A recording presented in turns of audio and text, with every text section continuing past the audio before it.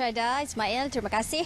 Baik, cerita pagi dari Negeri Sembilan hari ini saya bawakan kepada anda sedikit pandangan daripada bijak pandai di Negeri Sembilan ini berkaitan dengan keadaan semasa pola politik di negara kita hari ini, dan untuk itu saya nak bersama-sama dengan Ketua Program Generik Pasca Siswazah USIM Nilai Dr. Muhammad Azmir Muhammad Nizar. Terima kasih Doktor. Sama-sama, terima kasih juga Lin.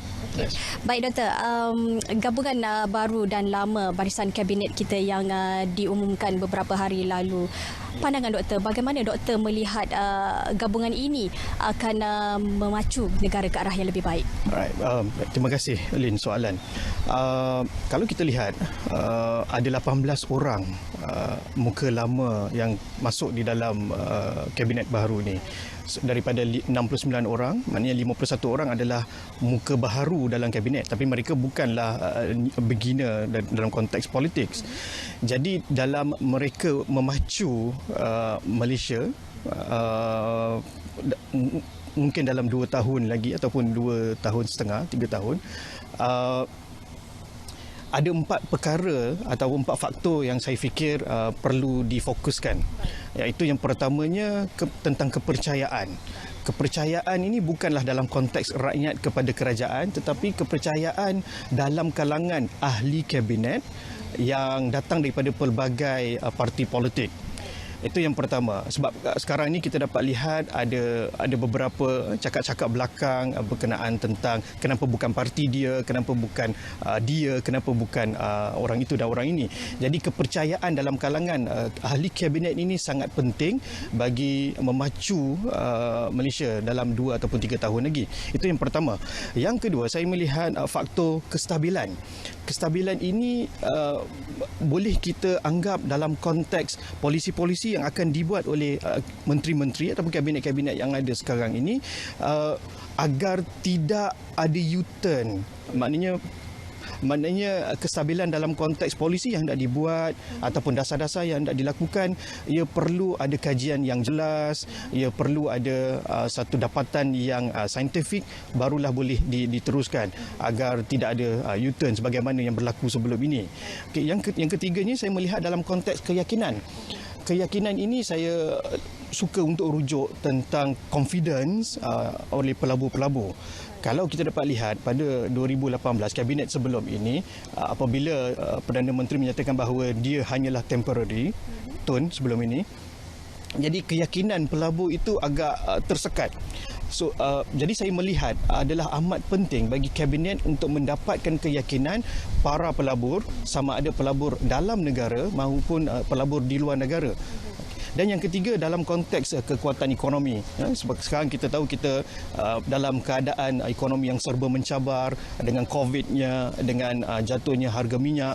Jadi saya fikir menteri-menteri harus berkreativiti untuk kita menampung kos yang pertama. Yang keduanya untuk meningkatkan lagi pendapatan negara. Yang ini saya fikir keempat-empat faktor ini seharusnya menjadi fokus utama kepada semua 69 orang ahli kabinet yang telah dilantik untuk memacu terus.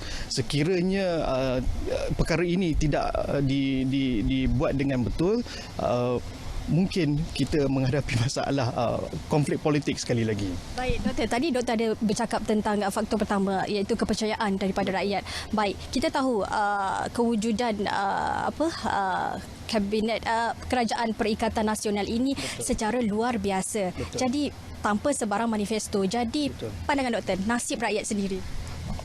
Saya suka nak bawa perkataan luar biasa yang terkata tadi. Sebenarnya yang luar biasanya ialah kerana kerajaan yang didirikan ini bukanlah dalam konteksnya tidak legitimasi. Okey, tetapi lebih kepada persoalan moral. Tetapi kalau kita lihat dalam konteks legitimasi dari segi perundangan, itu tidak ada masalah.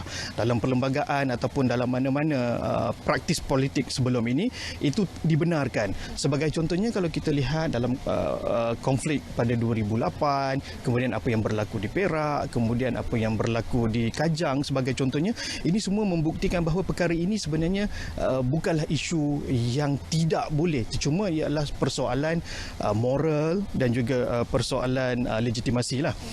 Kemudian bercerita tentang manifesto, saya melihat ia seolah-olah manifesto ini telah menjadi sesuatu yang sangat binding. Padahal manifesto hanyalah panduan ataupun poin-poin yang digunakan untuk memancing undi. Jadi dalam konteks ini sebenarnya ia tidak ada kaitan dengan rakyat secara khusus, tetapi ia boleh dijadikan sebagai umpan-umpan untuk memancing undi. Jadi saya fikir apa yang paling penting sekali bagi kabinet-kabinet ini adalah untuk memastikan kestabilan. Itu yang paling utama, Lin. Baik, terima kasih Doktor. Masa sangat singkat, Doktor. Terima kasih. Terima kasih, Doktor. Baik, itu saja yang dapat saya kongsikan bersama anda langsung dari Universiti Sains Islam Malaysia USIM. Cerita Pagi dari Negeri Sembilan. Saya Hana Adlina Satyun Ahmad. Kembali bersama Syuhada dan Ismail di Selamat Pagi Malaysia. Silakan.